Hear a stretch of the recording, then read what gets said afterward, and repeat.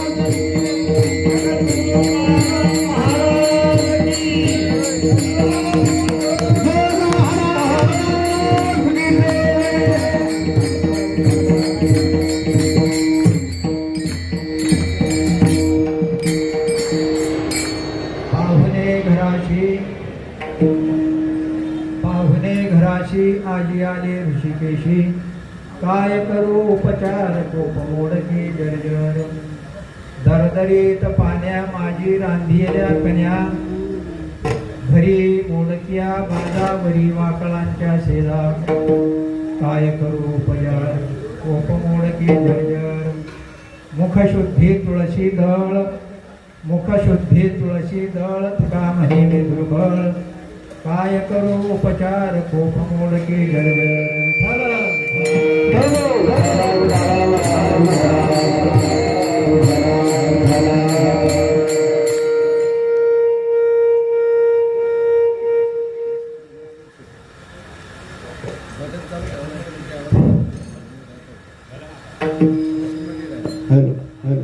महायोगी तटे भीम रक्षा परबुद्धनिकाय समागत्य तिष्ठन्तमानन्दमन्दं परब्रह्मलिङ्गं भजे पाण्डुरङ्गाकरो प्रथम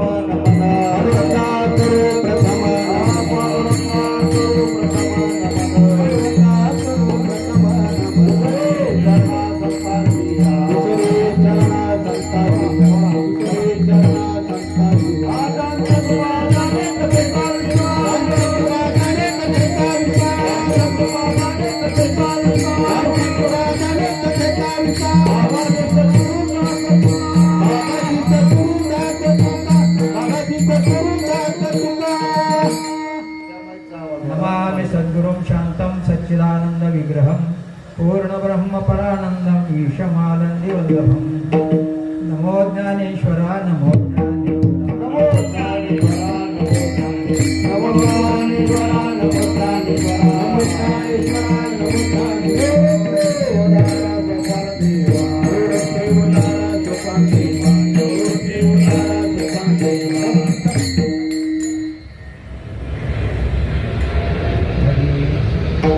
पाहुणे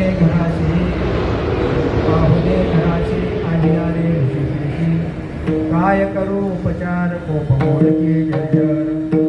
प्रस्तुत आपण एकादशी पासून हा जो उत्सव सुरू आहे बीजोत्सव, आजचा हा मुख्य दिवस मानला जातो. या दिवशी 376 वर्ष तुकोबारायला जाऊन 376वा हा त्यांचा बीजोत्सव चालू आहे. पण आपल्या या ठिकाणी 60 वर्ष म्हणजे हिरक महोत्सव चालू. या ठिकाणी या सप्ताहाला सुरुवात करणारे वैकुंठवासी श्री हरिभक्तीपरायण विठ्ठल महाराज राजगुरू आणि कृपाशीर्वाद श्री हरिभक्तीपरायण वैकुंठवासी कोंडाजी बाबा डेरे या जागेला फार मोठमोठ्या लोकांची पावलं लागलेली आहेत. अनेक साधू संतांच्या पदस्पर्शाने पावन झालेली ही भूमी. या ठिकाणी श्री हरिभक्तीपरायण भास्कर महाराज राजगुरू यांनी माझ्याकडे ही सेवा दिली. पण ही सेवा चालू करत असताना या ठिकाणी उपस्थित असणारे 1008 स्वामी विवेकानंदजी महाराज, त्याचप्रमाणे मृदंगमणी वादनाचार्य म्हटलं तरी हरकत नाही. आत्ताच त्यांना एक पुरस्कार, सुंदर असा मोठा पुरस्कार मिळालेला आहे. असे आमचे परमस्नेही श्री हरिभक्तीपरायण भास्कर महाराज राजगुरू आणि या ठिकाणी गायन करण्याकरता उभे असलेले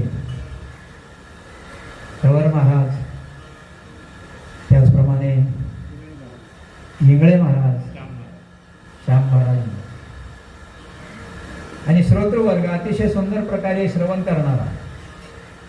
कारण घाटकोपर म्हटल्याच्यानंतर या ठिकाणी श्रवणाची पर्वणीच असते. माझ्या व्यक्तिगत मताने मी असं म्हणतो की हे जे सप्ताह चालू असतात ना दांडगे बाबा, हे मी म्हणतो 7 दिवसाची युनिव्हर्सिटी आहे, विश्वविद्यालय आहेत अध्यात्माचे.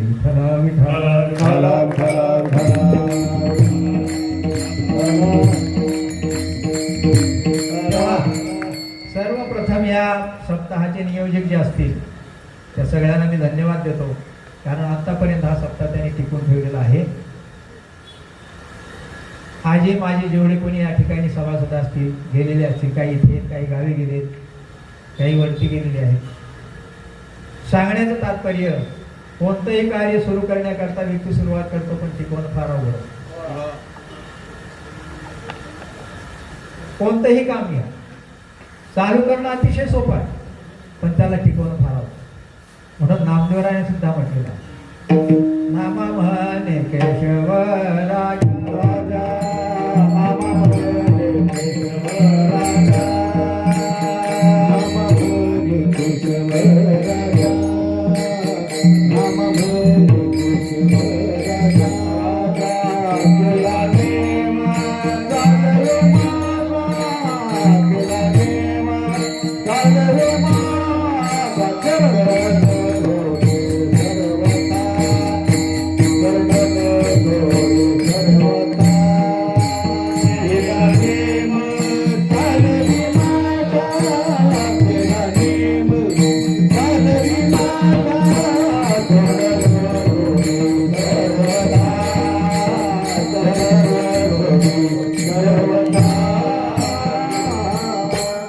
नामदेवराय म्हणतात मी जे नियम केलेला आहे ते माझा नियम चालवला. तेव्हा या ठिकाणी जो नियम घालून दिलेला आहे मोठ्याने वरिष्ठांनी, तो नियम आतापर्यंत या मंडळाने चालू ठेवलेला आहे.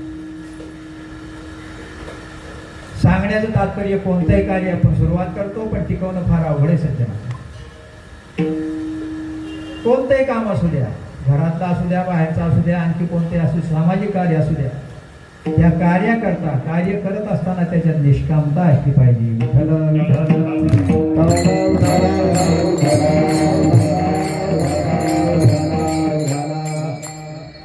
राष्ट्राचा नेता जरी असेल तो निष्काम नसेल तर राष्ट्र चालू शकत नाही. राष्ट्र विकून खाल्ल्याशिवाय राहणार नाही. तात्पर्य सज्जनांनो, आज तुकोबारायांना 376 वर्ष चालू आहे वैकुंठाला. त्या निमित्ताने हा कार्यक्रम आहे आणि चालवणारे धन्यवाद सगळ्यांना. त्याचप्रमाणे या ठिकाणी गायक जे आहेत, 2 गायक माझ्या दृष्टीप्रमाणे बरं का, बऱ्याच दिवसापासून त्यांची इथे हजेरी असते, येतात, सुंदर प्रकारे गायन करतात. पूर्वी या ठिकाणीच माझं प्रवचन असायचं 8 दिवस. कारण मी ड्युटीतून आलं की बस कपडे बदलायचं, लगेच इथे यायचं. बहुरूप येत आणि शिक्षक लोक म्हणजे बहुरूप, सगळेच नाही बरं का, आध्यात्मिक क्षेत्रात सगळे नाही. कारण जो शाळेतला ड्रेस असायचा साहेबांसारखा असायचा, घरी येऊन बस एकदम लवकर बदलायचं, इथे यायचं. नंतर तो कार्यक्रम आमच्या चकवे महाराजांकडे गेला, त्यांचाही बंद पडला. आता सप्ताहातले सगळे प्रवचनच बंद झाले.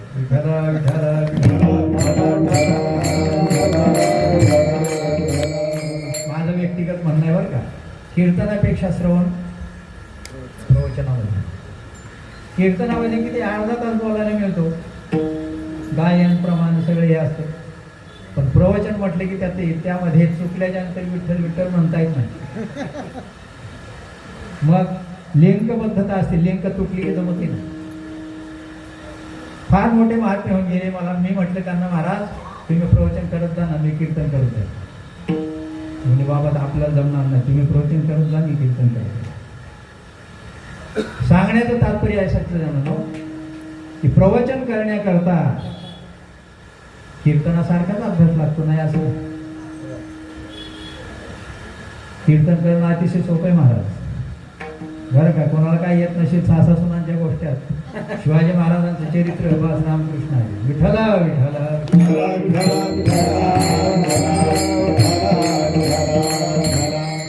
पण तसं प्रवचनामध्ये करतात. प्रवचन म्हटल्याच्या नंतर जो आपण विषय घेतलाय त्या विषयाला धरूनच चालवा. आणि कीर्तन पण तसंच आहे. कीर्तनात ते जे प्रमाण असतील, चरण असतील, त्याप्रमाणे आपल्याला चालावं लागतं. त्याच्या बाजूला गेलं तर लोक हुशार असतात, ऐकणारे हुशार असतात, समजतात याला काय कीर्तन. सांगण्याचं तात्पर्य आहे, बरेच महाराज लोक असं करतात आपल्या ऐकण्यामध्ये आहे. अभंग एक घ्यायचा आणि अभंगावर जे विठ्ठल होईपर्यंत येणेच नाही. विठ्ठला विठ्ठला.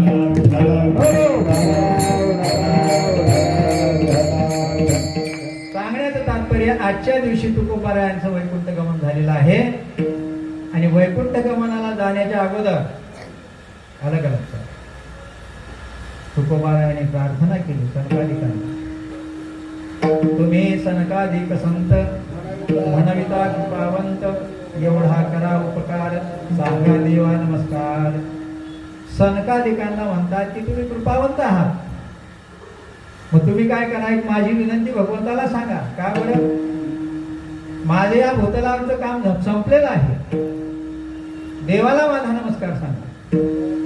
गंमत अशी आहे सज्जनांनो, सनत कुमार हे छोटे असल्यामुळे त्यांना भगवंताच्या दरबारात प्रवेश नाही. द्वारपाळाने त्यांना अडवलं, भगवंताच्या भेटीला जात असताना द्वारपाळाने अडवल्याच्या नंतर जाऊ दिलं नाही. सनत कुमारांनी शाप दिला त्या द्वारपाळाला, जा 3 जन्मामध्ये तुम्हाला राक्षसाचा जन्म मिळेल. कोणाचा जन्म मिळेल? राक्षसाचा. आणि तुमचा उद्धार सुद्धा देवाच्या हाताने. आणि म्हणून त्या द्वारपाळांचा पहिला जन्म, 2 द्वारपाळ म्हटल्याच्या नंतर भगवंताच्या दोन्ही बाजूला 2च असतात. जसे माझ्या बाजूला एक चोपदार आहे, दुसऱ्या बाजूला नाही आहे, गोष्ट वेगळी आहे. पण फळामध्ये 2 चोपदार असतात, दोन्ही बाजूला 2 असतात.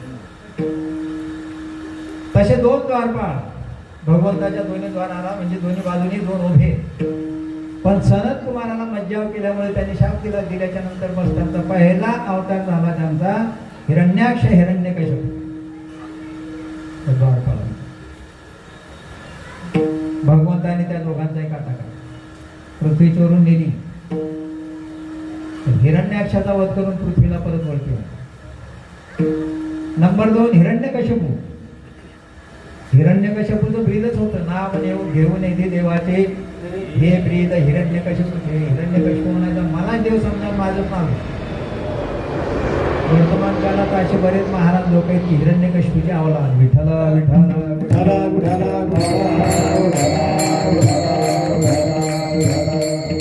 फक्त माझंच नाव घ्या, माझ्याशिवाय दुसरं कोणीच नाही.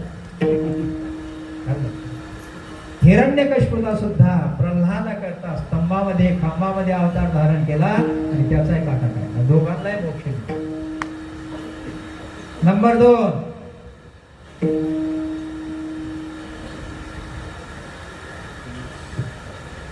रावण कुंभकर्ण.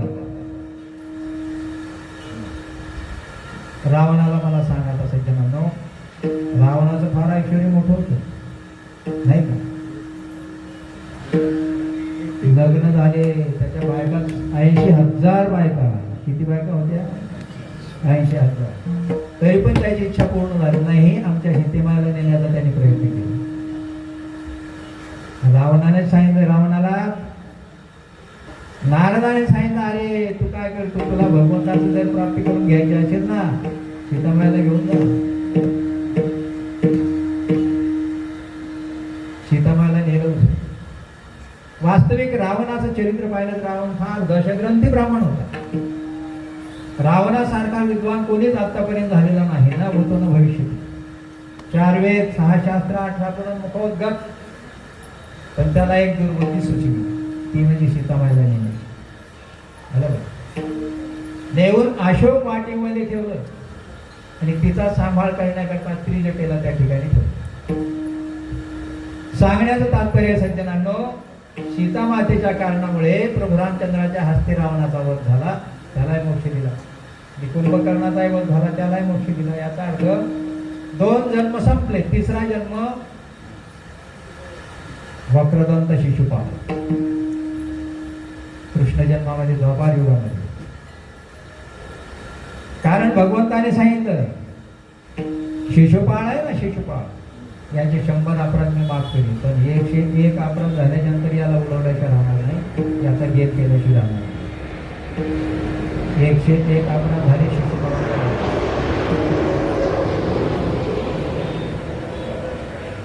वक्रदंताचा वध केला. आणि नंतर वास्तविक विचार जर केला, तुकोबारा म्हणतात, जेवढे भगवंताचे अवतार झाले तर त्यांच्या बरोबर आणि बरोबर होतो.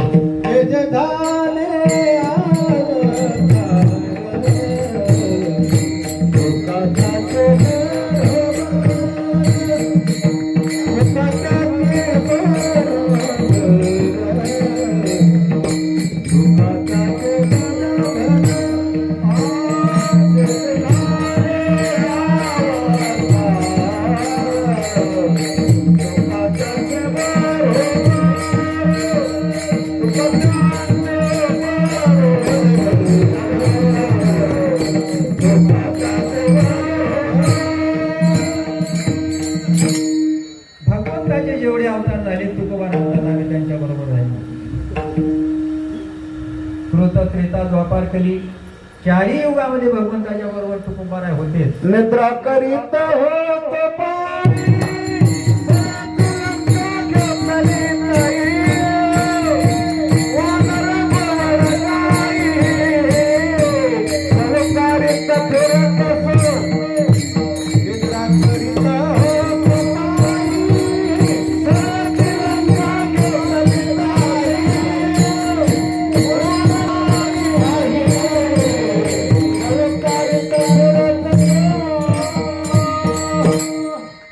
पारी आता या जन्मामध्ये झालो.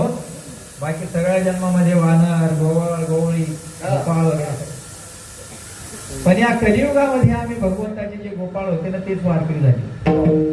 आणि म्हणून वारकरी झाल्याच्या नंतर वारकऱ्यांचा स्वभाव काय आहे? पंढरपूरची वारी करणं. वारी म्हणजे काय हो? वारी म्हणजे येणं आणि जाणं नाही का? चक्रा मारलं काय ठिकाणी त्याला खेट घालणं म्हणतात. जाणं आणि येणं याला वारी म्हणतात. वारकरी या शब्दाचा खरा अर्थ आहे की जो काळावर वार करतो तो वारकरी.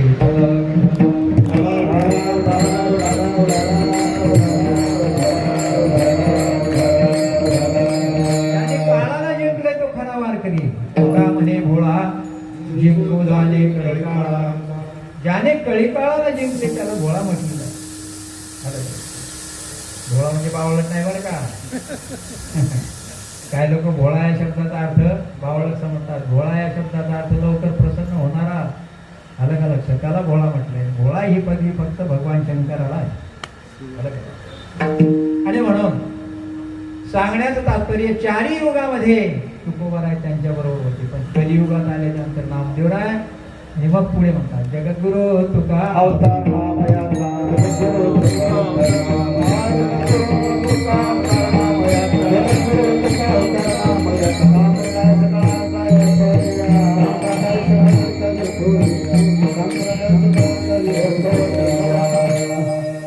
पहा, तुकोबारायांच्या वंशामध्ये विश्वंभर बाबापासून ही चालत आलेली वाट.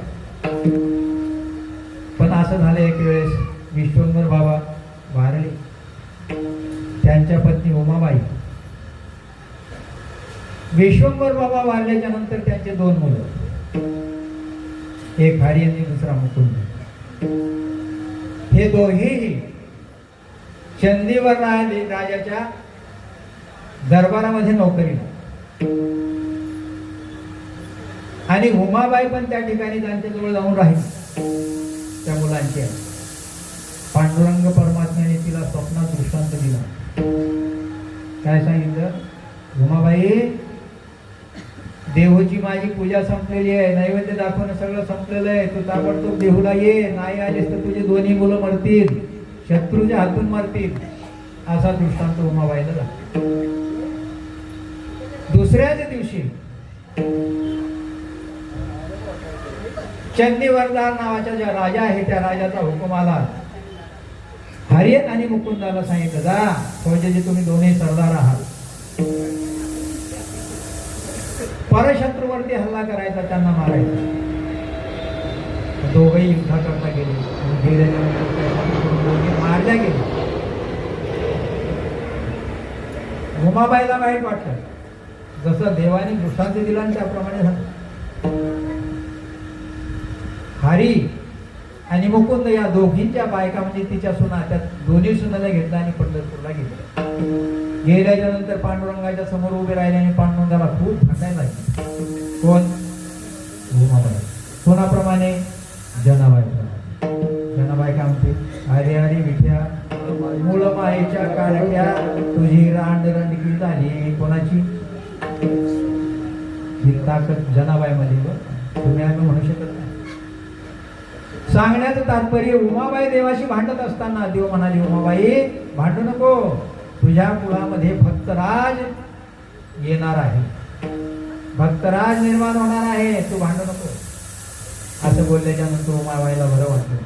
ती परत आली, देहूला आली. आणि आल्याच्या नंतर त्या दोन्ही सुनापैकी एक सूनबाई गरोदर होती. तिला 9 महिने 9 दिवस लोटले आणि ती प्रसूत झाली. प्रसूत झाल्याच्या नंतर तिला एक मुलगा झाला. झालं का? त्याचं नाव आहे विठोबा. काय नाव त्याचं? विठोबा. विठोबाचं लग्न झालं, त्याला मुलगा झाला पदाजी. पदाजीचं लग्न झालं, त्याला झाला कान्होबा. कान्हैया म्हटलं, कान्हैया. कान्हैयाचं लग्न झालं, त्याला झाला बोल्लोबा. आणि बोल्लोबा यांची पत्नी कनकाई, हेच तुकोबारायांची आई. बोल्लोबा आणि कनकाईला 3 मुलं झाली. सर्वात मोठा म्हणजे सर्वात थोरला मुलगा सावजी, 2 नंबर तुकोबाराय आणि 3 नंबर कान्होबा. पहिला मुलगा जो सावजी आहे तो अतिशय विरक्त असल्यामुळे, वैराग्यवान असल्यामुळे तीर्थयात्रेला निघून गेला. तो अद्यापपर्यंत आलाच नाही. तो सावजी. सावजी कारण तो वैराग्याचा पुतळा. आलं का? कारण तुकोबारायचे वैराग्यवान होते ना. काही लोक म्हणतात ना, हा बापावर पडला, हा आईवर पडला. पडला याचा अर्थ आई बापाची गुण येत असतात त्यांच्याकडे. पण एका जन्मातले नाहीत बरं का. 42 कुळातले त्यांच्याकडे संस्कार येत असतात. आईकडचे 21 कुळ आणि बापाकडचे 21 कुळ, त्या सगळ्यांचे संस्कार निर्माण होणाऱ्या बालकावर येतात. आणि म्हणून नंतर आपण म्हणतो हा आईवर पडला, तो बापावर पडला. सावजीमध्ये सगळे बापाचे गुण होते. बापाजी म्हणजे तुकोबाराय. तुकोबाराय कशी होती? विरक्त होते, नाही का? आपण त्यांना वैराग्याचे महावीर म्हणतो.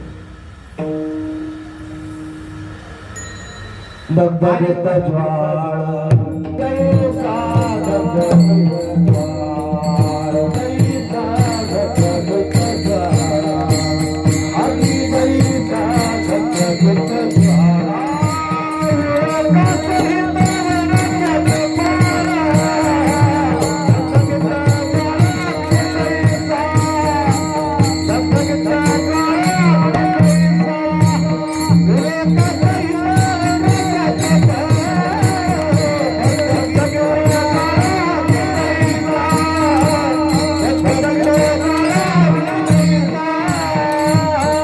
वैराग्यवान व्यक्तीला कसल्याही प्रकारचं काही आवडत नाही. वैराग्य म्हणायचं तरी कशाला? मुंगी पासून ब्रह्मदेवापर्यंतच्या भोगाच्या त्यागाला वैराग्य म्हटलेलं आहे. विठ्ठल विठ्ठल.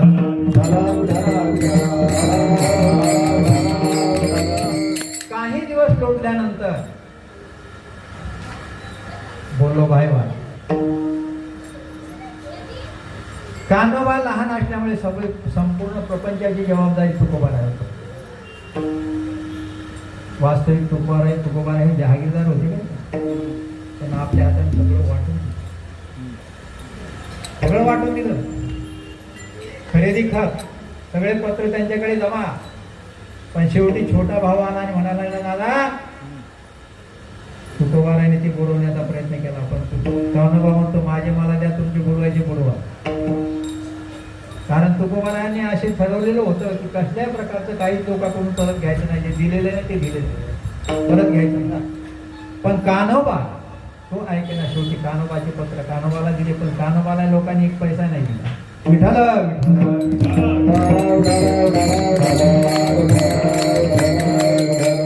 मोठी मजा आहे सज्जनांनो. एका घरी 2 मुलं असतील तर त्या 2 बाप गेल्याच्या नंतर त्या 2 मुलांच्या आपसात भांडण लागतं.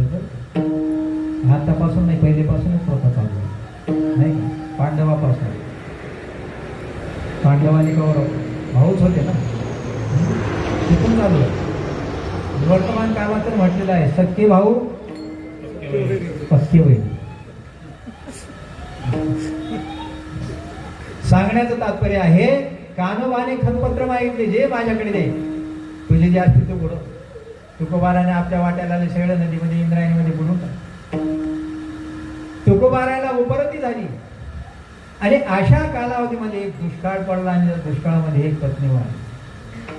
दुष्काळे अकिला द्रव्यनेला मान, स्त्री एक अन्न करता मेली. रखुबाबाई नावाची त्यांची जी पहिली पत्नी होती ती वारली. नंतर जिजाबाई हिच्याशी लग्न झालं. तिला तुकोबाराय आवलिया म्हणायचे. आवली काय म्हणायचे? आवली. आवली खरं म्हणजे आवडी नाव होतं बरं का, पण ते अपभ्रंश करून तुम्ही आम्ही आवली बोलतो. पण आवली तुकोबारायांची आवडती म्हणून ती आवडी, पण अपभ्रंश करून आम्ही काय म्हणतो आवडी. कारण आम्ही अपभ्रंश करायला नंबर 1 चे लोक आहोत. विठ्ठला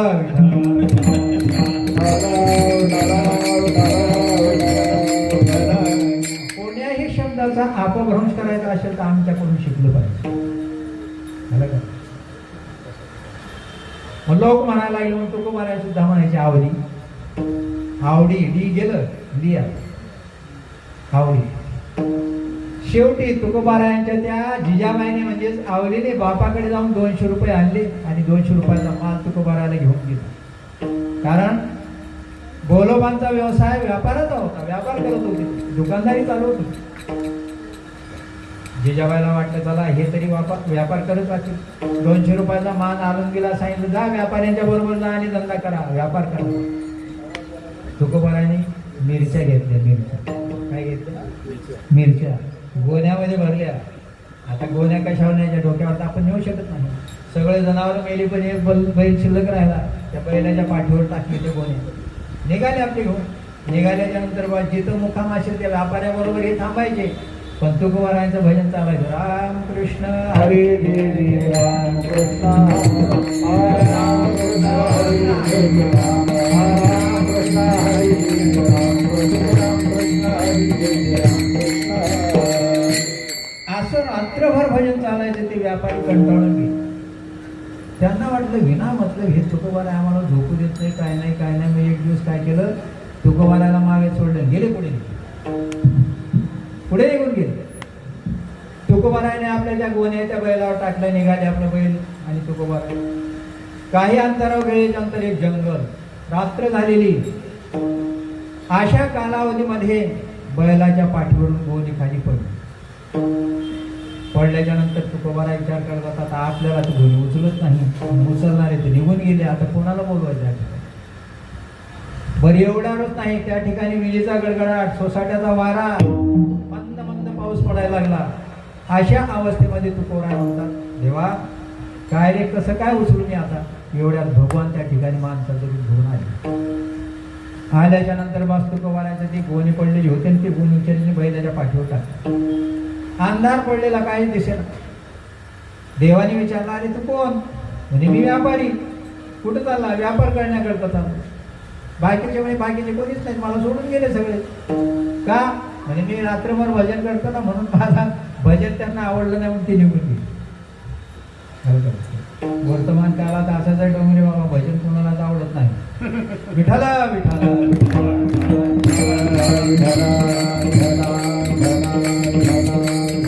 लांब कशाला? एखादा लहान मुलगा मंदिरात जायला लागला ना, म्हणतात आमच्या कुळी नव्हते असे हे पिसे जन्मले. हे पिस जन्माला आलेले, वेळ जन्माला आमच्या कुळामध्ये. आलं का? कोणाला म्हणतात? मंदिरात जाणार. आणि हिंदू धर्माची संस्कृती आहे, जिथं मंदिर असेल तिथं लहान मुलांना नेलं पाहिजे, गेलं पाहिजे. बाकी धर्मियांचं पहा, लहान लहान मुलं असतील तरी बा शुक्रवारच्या दिवशी मस्जिदीत जातात. पण आमच्या हिंदूच्या मुलांना लाज वाटते. विठाला विठाला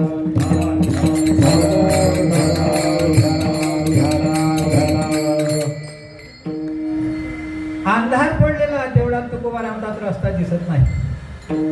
देव म्हणतात ये माझ्या मागे. देव पुढे, हे मागे. पण देव भगवंताने कळून दिलं माणसाच्या रूपात. पुढे गेल्याच्या नंतर नदी तुडुंब भरून व्हायला लागली. काय करायचं? कसं पलीकडे जायचं? हा प्रश्न पडला. पण भगवंताने आपलं सुदर्शन चक्र खाली घातलं.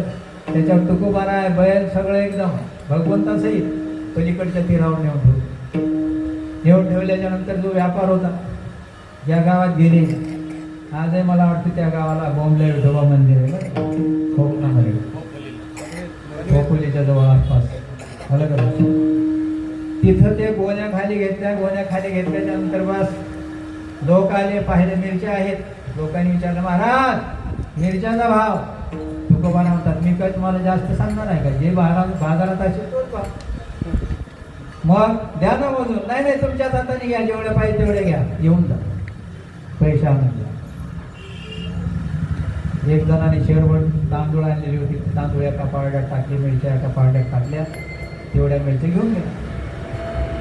दुसरा आला, त्यांनी 6 रुपये दिले. 6 रुपयाचे जेवढ्या मिरच्या असतील तेवढ्या घेऊन सगळे गावाचे लोक यायला लागले, जेवढ्या पाहिजे तेवढ्या मिरच्या. एक पोतं संपलं, 2 पोतं संपलं, 3रे पोतं लागलं.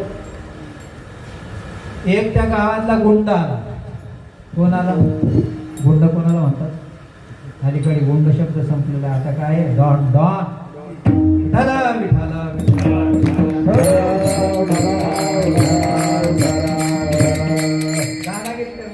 आला. तो आल्याच्या नंतर त्याने पूर्ण पोतच उचलला आणि घरी घेऊन गेला. गंमत अशी झाली की पांडुरंगाला असं वाटलं की तुकोबाराचं चालणार कसं असं. मग तुकोबाराने काय केलं? स्नान केलं. स्नान केल्याच्या नंतर जे तांदूळ आले ते शिजवले, खाल्ले आणि परत देहूला निघण्याच्या तयारीत होते. तेवढ्यात भगवंतानी एक रूप धारण केलं आणि पैसे मागायला लागले लोकांकडे. कोण? देव. देव माणसाच्या रूपात येऊन. लोक विचारतात तुम्ही कोण? ते म्हणतात मी तुकोबारायांचा गुमास्ता आहे. आलं का लक्षात? तुम्ही जेवढे मिरच्या नेले तेवढे पैसे द्या. आता बाकीच्यांना वाटलं आम्ही काय मोजून आणल्या नाही. तुकोबारायाचे जे गुमास्ता होते ते म्हणतात बस आणा मिरच्या, 1 किलो मिरच्या आहेत तुमच्या. भरल्या मोजल्या तर 1 किलो. का बरं? न सांगता तुम्हा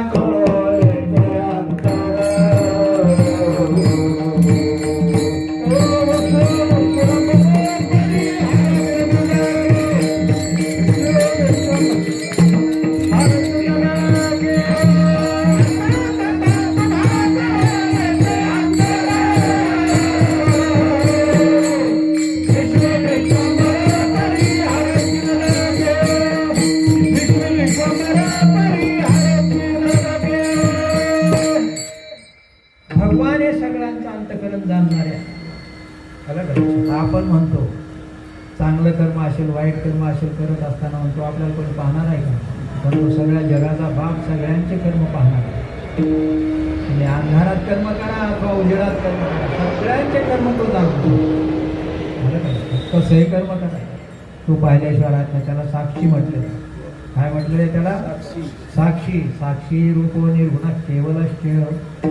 तो साक्षी संपूर्ण जगाचा साक्षी आहे. म्हणून तो सगळ्यांचे कर्म पाहत राहतो, चांगलं कर्म, वाईट कर्म. मग तुकोबारायांचे गुमास्त सगळ्यांना पैसे मागायला लागले. मिरच्या मोजायच्या पैसे ते घ्यायचे. शेवटी जो गुंडाने गोणी उचलली नेली होती ना, त्या गुंडावर बारी आहे. ते म्हणतात तो गुंड म्हणतो तुला आम्ही जाणत नाही. तुकोबाराय माझे मित्र आहेत. कोण आहेत माझे? आणि मित्राने मला तशीच गोणी दिलेली आहे. गुमास्ता बनलेले म्हणतात जास्त भाव खायचा नाही, जास्त डोकं चालवायचं नाही, मुकाट्याने पैसे काढ. मग तो गुंड म्हणतो तुला काय करायचे काढ, मी पैसे देत नाही. बरोबर. मग या गुमास्ताने सगळ्या गावातले लोक गोळा केले. गोळा केल्याच्या नंतर सांगितलं बा हा माझे पैसे देत नाही, माझ्या मालकाचे पैसे देत नाही. मग गावातल्या लोकांनी काय सांगितलं, समजावून सांगण्याचा प्रयत्न केला त्या गुंडाला, पण तो ऐकलंच नाही. मग शेवटी तुकोबाराच्या गुमास्त्याने काय केलं, एक चराट घेतलं. चराट समजतं ना? चराट सगळे आपण खेळायला त्याच्यामुळे समजायला काय हरकत आहे की नाही? फक्त या ठिकाणी आपण ज्याच्याकरता आलेलो आहोत. चराट म्हणजे दोरी. अलग अलग घेतली, स्वतःच्या गळ्याला बांधली, हा साठवला, सांगितलं पैसे दे नाही तर आत्ता ज्या ठिकाणी मी मरतो तुझ्या गावाला दान देऊन टाकतो. कोणाला? गव्हर्नमेंटला. विठाला विठाला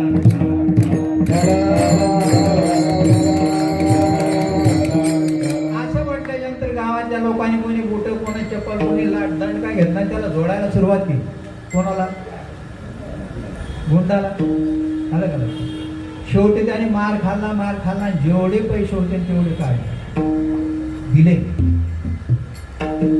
सगळे लोक घरी गेल्याच्या नंतर तुकोबारायांचा जो गुमास्ता होता ना, त्याने त्या गावच्या पाटलाचं रूप धारण केलं आणि तुकोबारायांना पैसे घेऊन दिले. कारण त्यांना वाटलं हा माझा निश्चित भक्त आहे. या भक्ताचे काम नाही करायचे तर कोणाचे करायचे? न सांगता करी सर्व काम, सांगता करी सर्व काम, सांगता करी सर्व भक्त समाज सर्व भाव हरी, भक्त समाज में सर्व भाव हरी, भक्त समाज में सर्व भाव हरी, भक्त समाज में सर्व भाव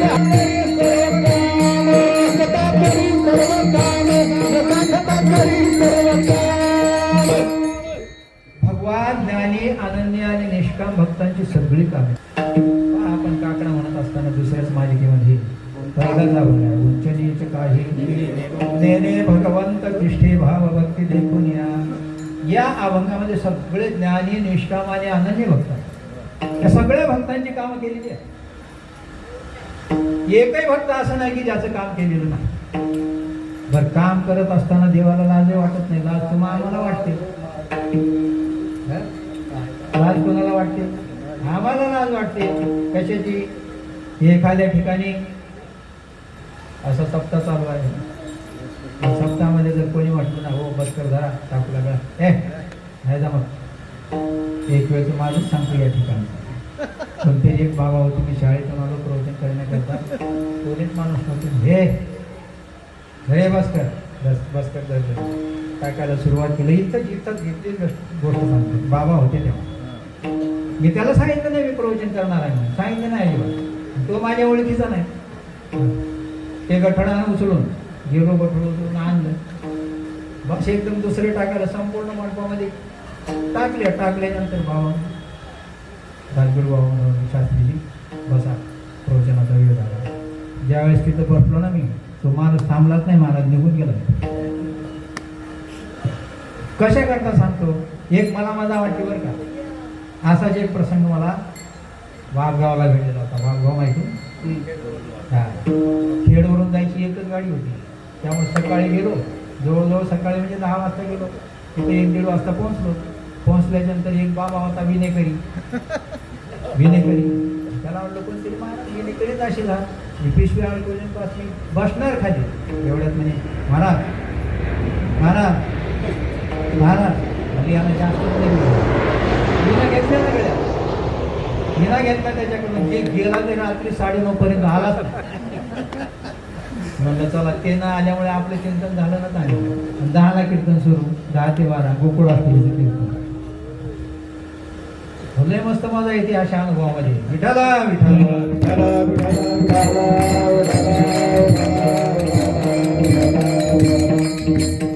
भगवंताला कसल्या प्रकारचं काही सांगावं लागत नाही. तो सगळ्यांच्या अंतकरण जाणणार आहे. आणि म्हणून भक्तांची कामे, तुकोबारायांचं काम केलं. तुकोबारायांचं काम केल्याच्या नंतर मग तुकोबाराय थोडे एकादशीच्या दिवशी कीर्तन करायला लागले. आसपासच्या गावच्या लोकांचे कीर्तन ऐकायला यायला लागले. नंतर तुकोबाराने रोज कीर्तन सुरुवात केली पांडुरंगाच्या मंदिरात. लोक ऐकायला यायचे. पण ही कीर्ती वाघोलीचे मुंबाजी बुवा यांना कळल्याच्या नंतर त्यांनी देहूमध्ये येऊन तिथे एक मठ स्थापित केला. तिथून राहायला लागला. कोण? मुंबाजी बुवा गोसावी. लक्षात. मुंबाजी बुवाला तुकोबारायांची कीर्ती सहन नाही झाली. काही कारणास्तव मुंबाजी गोसाव्याने काट्याची काठी घेतली, तुकोबाराला मारायला सुरुवात केली. मारलं, खूप मारलं. पण शेवटी कीर्तनाचा वेळ झाला. तुकोबाराला वाटलं आपला पट शिष्य आलाच नाही. कोण? मुंबाजी बुवा. कीर्तनाला यायचे पण सद्बुद्धीनं नाही बरं का, कुटील बुद्धी. आता या वर्तमान काळात काय लोक कुटील बुद्धीनेच येणारे असतात. महाराज काय बोलतो, कसा बोलतो, कोणावर टीका करतो का, या बुद्धीने येणारे भरपूर लक्षात. तेव्हा अशा प्रकारे तो आला आणि तुकोबारांना मारल्याच्या नंतर कीर्तनाचा वेळ झाला. मुंबाजी बुवा देशेना. शेवटी तुकोबाराने काय केले, एक वाटीमध्ये तीळ घेतलं आणि त्याची हातपाय लावा लागली. मुंबाजी बुवा घाल एकदम आईस्क्रीम सारखा झाला. त्याला असं वाटलं अरे आपण याला मारलं तरी पण आपल्याकडे यायचं त्यांनी सोडलंच नाही. साधूंचे लक्षण असतात ना, त्या लक्षात ठेवा. तुम्ही आम्ही आपण एखाद्याची चूक जर केली तर आम्ही म्हणतो क्षमा करा, इंग्लिशमध्ये सॉरी. पण साधूंचं वेगळं असतं. त्याची चूक झाली तरी ते क्षमा मागतात. विठ्ठल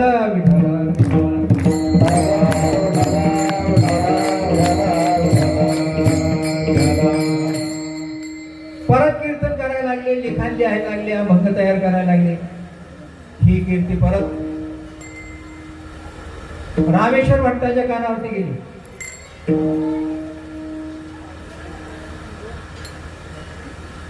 त्या ठिकाणी जे विमानतळ आहे ना वर्तमान काळात, लोहगाव, त्या ठिकाणी 1 महिनाभर तुकोबारायांना कीर्तनाचं आमंत्रण दिले. त्या ठिकाणी गेल्याच्यानंतर रामेश्वर भट्ट त्या ठिकाणी आलेले कीर्तनाच्या माध्यमातून. आल्याच्यानंतर सांगितलं, तुला अधिकार नाही, हे सगळं वेदाचं प्रमाण आहे.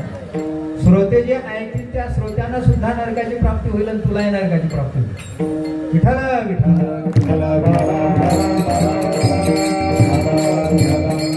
तुकोबाराय म्हणतात, महाराज ठीक आहे, तुमचं म्हणणं बरोबर आहे. मी कीर्तन करणार नाही, प्रवचन करणार नाही, पण लिहिलेली त्याची काय वाट लावू?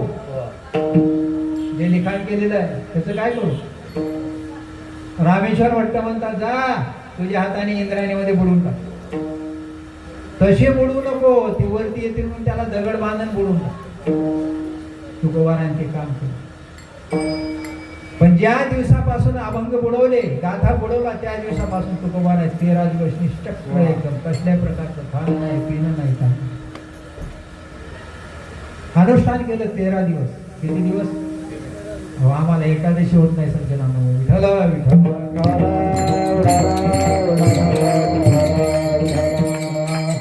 13 दिवस तुकोबारायाने अन्न पाणी काहीच घेतलं नाही. पण इकडे चमत्कार असा झाला की तुकोबारायांचे अभंग भगवंतांनी तसेच कळवली पाहिजे. 13 दिवस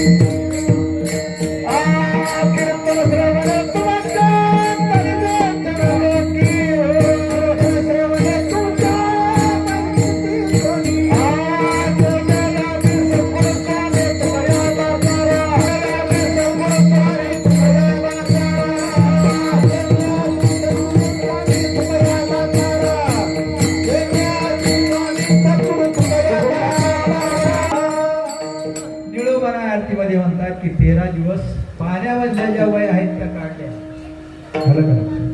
कारण तुकोबारायांची शक्तीच फार अचाट होती. करतो अकरतो अन्यथा करतो, तिन्ही शक्त्या तुकोबारायांमध्ये होती.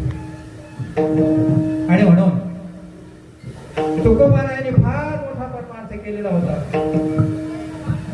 कारण तुकाराम नाव घेतल्याबरोबर यम सुद्धा घाबरायचं. तुकाराम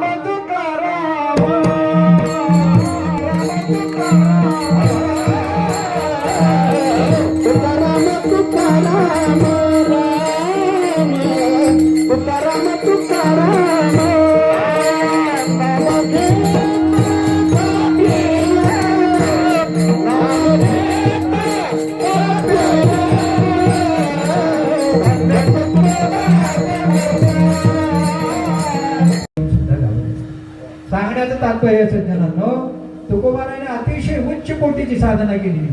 त्या साधनेच्या माध्यमातून भगवंताच्या डोक्यावरती फार मोठं ऋण झाले. आम्ही साधना करतो पण लोकांना दाखवण्याकरता करतो, भजनही करतो. शास्त्रामध्ये असं वर्णन आहे, भजन आणि भोजन हे दोन्ही पडद्याच्या आड झाले पाहिजे. आम्ही भजन करतो लोकांनी चांगलं म्हणावं म्हणून. विठ्ठल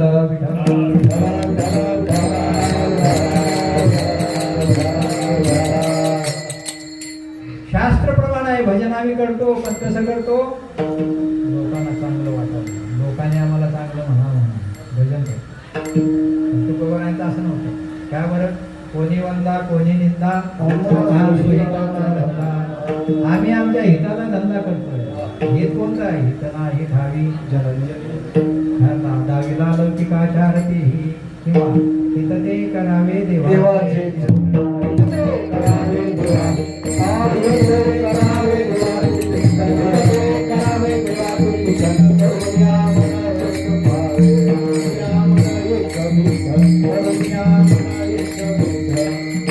हित ते आहे भगवंताचं स्मरण करणं, याच्यामध्ये आपलं हित सज्जनांनो. आणि म्हणून तुकोबारायांनी खूप सुंदर प्रकारे परमार्थ केला.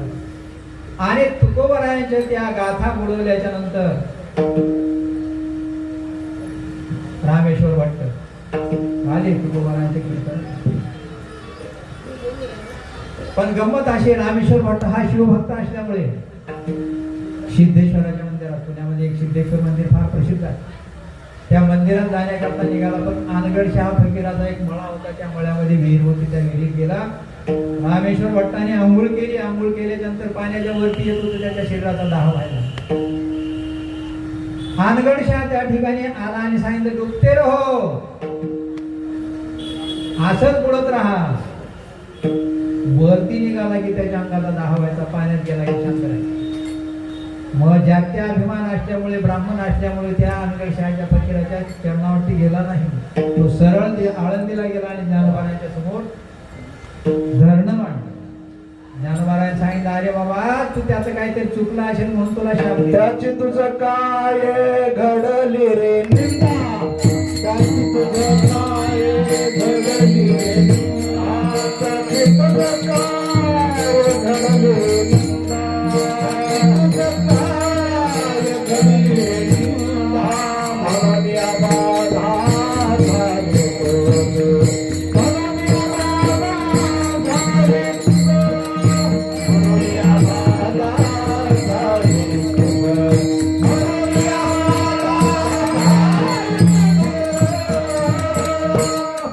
मला बाधा झाली तुझ्याकडून काहीतरी चूक झालेली असेल तेव्हा तुला ही बाधा झालेली आहे. हा जो प्रकार आहे त्याची चूक केल्यामुळे. ज्ञानोबारायण सांगितलं, जा देहूला, तुकोबारायांकडे जा, ते तुला औषध देतो. रामेश्वर भट्ट तुकोबारायांच्या समोर आहे, कीर्तन चालू आहे. कीर्तन चालू होण्याच्या अगोदर त्यांनी एक अभंग म्हटला, त्या अभंगाच्या माध्यमातून त्याचा दाह शांत झाला. चित्त शुद्ध तरी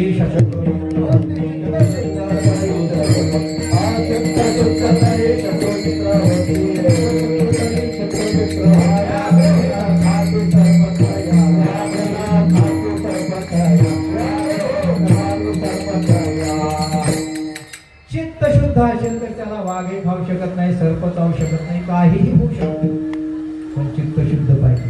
रामेश्वर भट्टांचं चित्त शुद्ध नव्हतं म्हणून ती वाद घडली. तुकोबारायांनी हा अभंग बोलल्याबरोबर त्याचा दाह शांत झाला. लगेच रामेश्वर भट्ट श्री संताची माता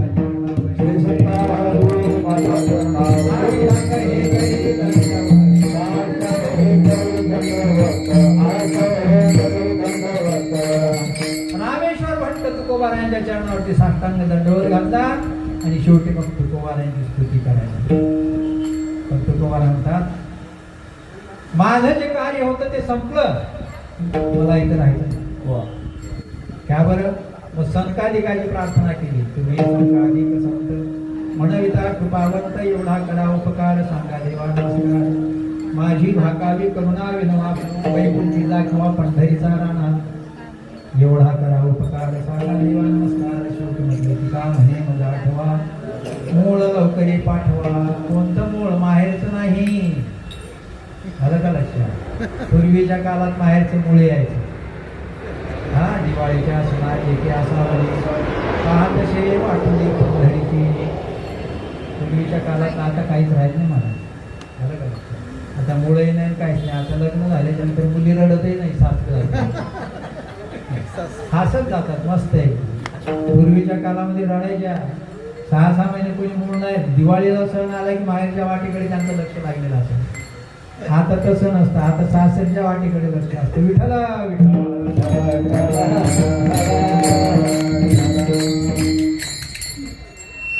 काही उपयोग झाला नाही. शेवटी गरुडाची विनंती केली. गरुडाचे पायी डोळी मद आनावा हरी मद दिनाते उद्धरी, माय लक्ष्मीच्या हाती गरुडाला विनंती केली. पण गरुड म्हणजे बाबा आमचं काही चालत नाही का, ते निद्रिस्त आहेत. मग वेगी आणावा तो हरी, तुकोबारा म्हणतात त्याला लवकरात लवकर आणा या ठिकाणी, का माझा वेळ झालेला आहे आता. हा, 22 मिनिटं बाकी आहेत. माझा म्हणजे तुकोबारा आला होता माझ्या वेळ असा. ज्यावेळेस आम्ही आता नर्मदा परिक्रमा करत होतो आणि एक व्यक्ती आमच्यातून गेला. बळीराम राजगुरू, तुमचं आडनाव होतं त्यांचं. अतिशय सुंदर माहेश्वर या ठिकाणी त्यांनी आपला देह शांत केला. आणि तिथून परत आम्ही आलो तर आल्याच्या नंतर बस हात धुवायला गेलो. मी सुद्धा मस्त पाठीवर पडलो आलो, जोरात पायाचं टाकलं पडलो. बाकीचे मला म्हणायला लागले म्हणून माझा नंबर लागणार आहे आता. सांगण्याचं तात्पर्य असं ना, कोण कुठे जाईल, कसं जाईल, केव्हा जाईल, काय सांगता येणंही आपल्या हातात नाही आणि जाणंही आपल्या हातात नाही. पण मध्यातला जो वेळ आहे ना, त्याच्यामध्ये काय करायचे हे आपल्या हातात आहे. विठ्ठल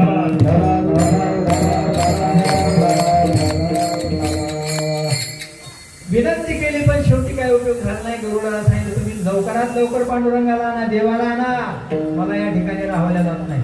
मग गरुड म्हणतात बाबा लक्ष्मीच्या हातामध्ये त्यांचे पाय लक्ष्मीच्या हाती. तिशी यावी काकुळती, तिला काकुळती या, विनंती करा, लक्ष्मी मातेला सांगा. लक्ष्मी माता म्हणते मला पायाशिवाय दुसरं काहीच नाही. दुसरी गोष्ट अशी आहे की त्यांची झोप मी मोडणार नाही. लक्ष्मीच्या ठिकाणी प्रार्थना केली पण उपयोग झाला नाही. शेवटी शेष भगवंताला प्रार्थना केली. तुका म्हणे शेषा जागे करा ऋषिकेशा. शेषाला सांगितलं, नागराजाला सांगितलं आता तुम्ही काय करा, फक्त हा भगवान विष्णू शेष नारावरती झोपलेले आहेत नारायणावर. तेव्हा शेषाची प्रार्थना केली. तुका म्हणे शेषा जागे करा ऋषिकेशा. आणि तेव्हा मग तुकोबार म्हणतात पाहुणे घराशी आजी आले ऋषिकेशी. तुका म्हणे शेषा जागे करा ऋषिकेशा.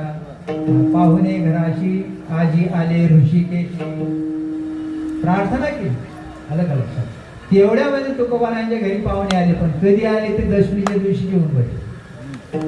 आलं का लक्षात? दशमी पासून प्रतिपदेपर्यंत पूर्ण प्रकारे एकदम सुंदर प्रकारे 7 दिवसाचा कार्यक्रम झाला.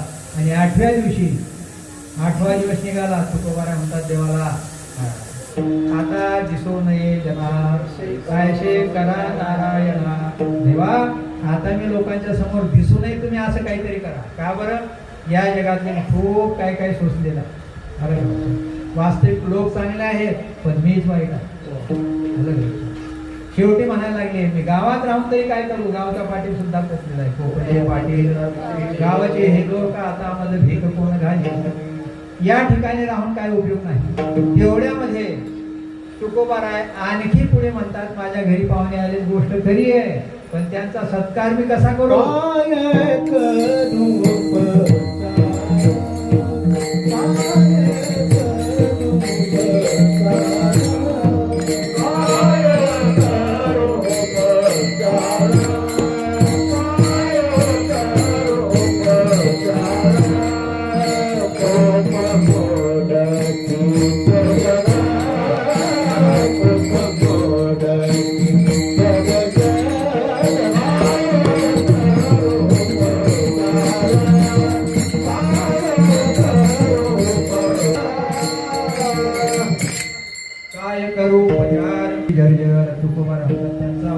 कशा प्रकारे मी सत्कार करू.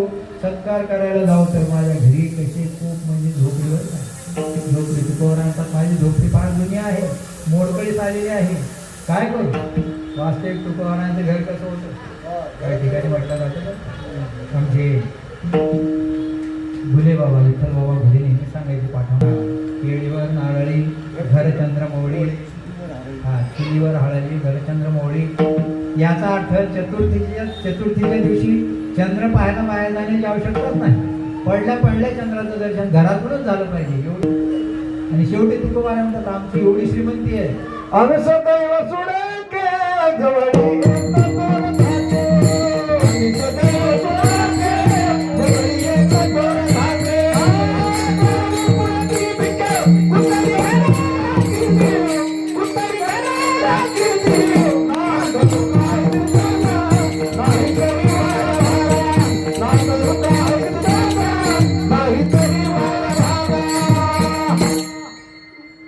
तुकोबारा म्हणतात बस माझं घर असं पडकं आहे, झोपडी तुष्टी आहे, काय उपचार करू मी. माझ्याकडे उपचार करण्यासारखं काही.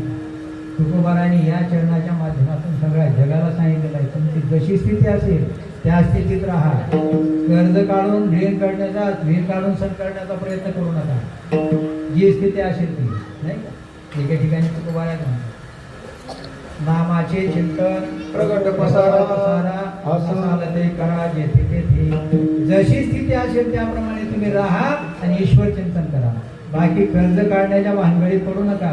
कर्ज जर काढलं तर तुम्हाला आत्महत्या करावं लागेल.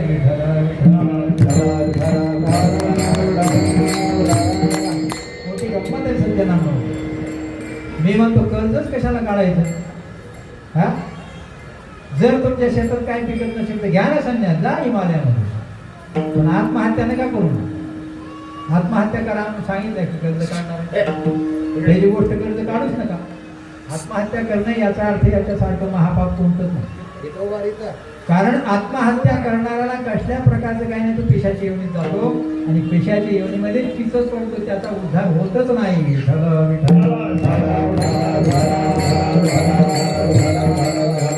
श्रीमद भागवतामध्ये धुंदुकारी आणि गोकर्ण दोघांची कथा सगळ्यांना माहिती.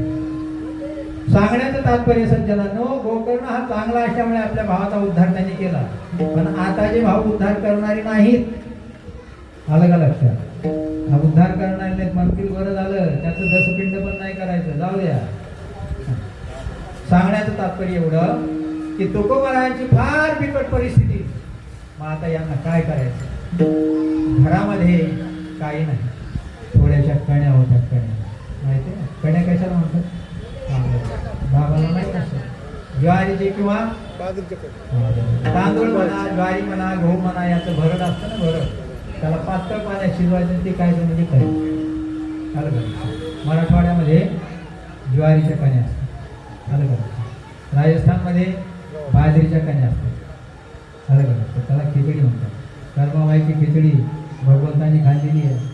आपण चरित्र वाचत नाही म्हणून आपल्याला माहित होतं. सांगण्याचं तात्पर्य आहे, तुकोबारा म्हणतात माझ्या घरी काय नाही, आता करू काय देवाला. तिसरं चरण. दरित पाण्या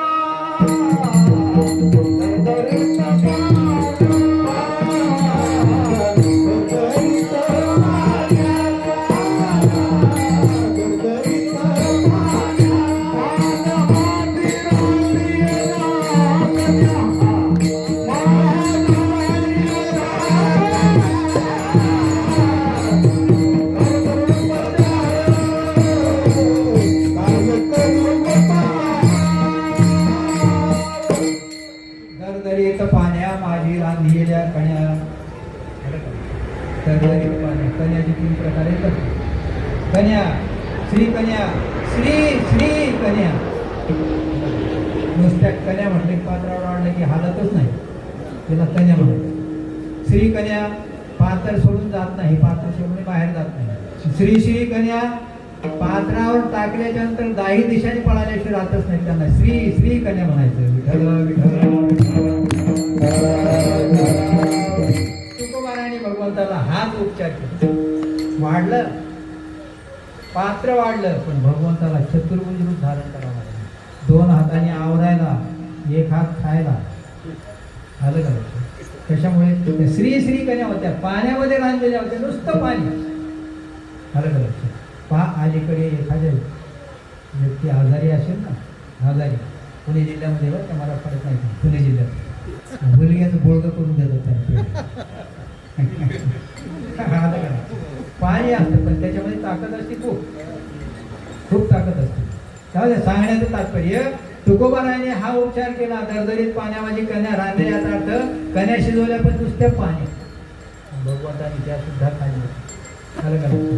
आता जेवण झाल्याच्या नंतर विश्रांती करावी लागते ना, आराम करावा लागतो. तेवढ्या करता तुकोबारा म्हणतात, घरी मोडक्या बाजा वरी वाकळाच्या शेजा.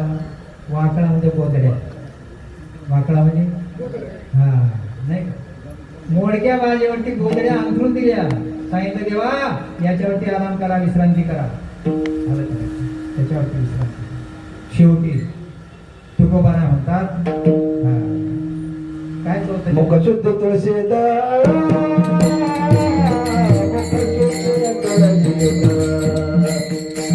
मुखशुद्ध तुळशीदार,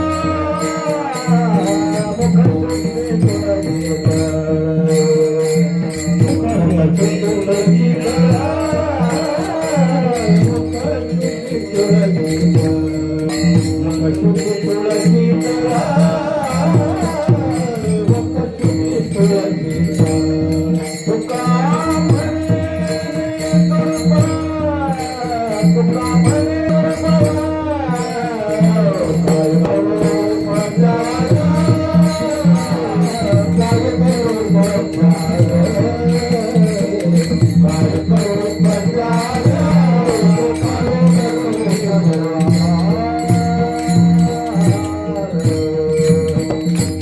जेवण झाल्याच्या नंतर काहीतरी मुखशुद्धी म्हणून असते नाही का? पूर्वीच्या काळामध्ये पानाचा विडा द्यायचा, अलीकडे आहे बळी, आणखी त्याच्यामध्ये जवस सगळं दिलं जातं.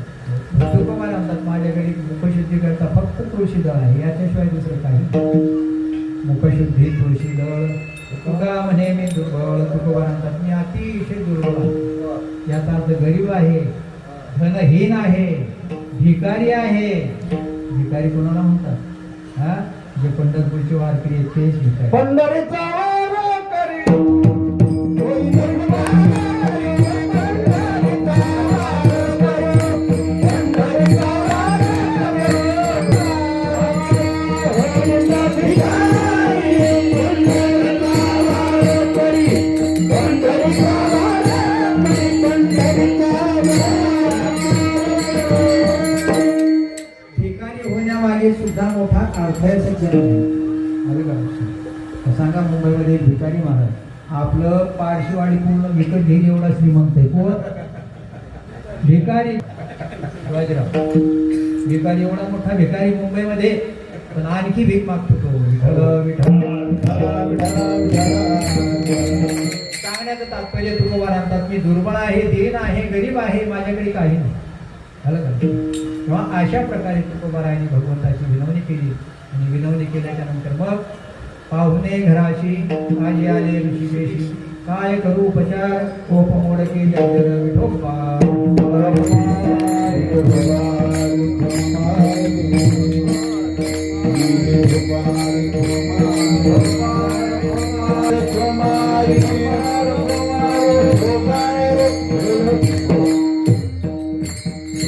अशा अवस्थेमध्ये तुकोबारायांना भगवंताच्या नदीच्या पलीकडे देवाचं स्वरूप दिसायला लागलं. पहिला आले हरी शंख हाती धरी. तेव्हा अशा प्रकारे भगवंताचं स्वरूप पाहिल्याच्या नंतर भगवान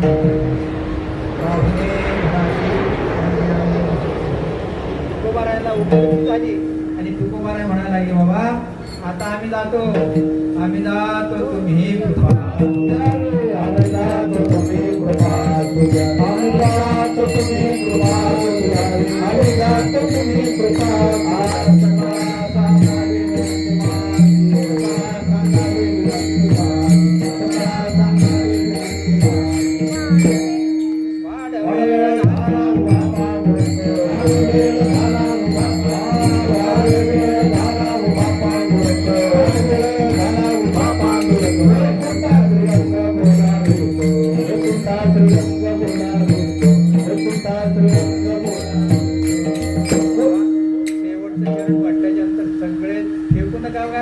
कोणी वर्षाव करायचा नाही.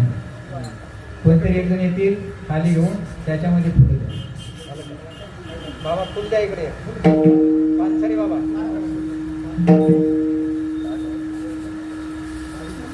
शेवटचं अंतकाळ तुका आवाज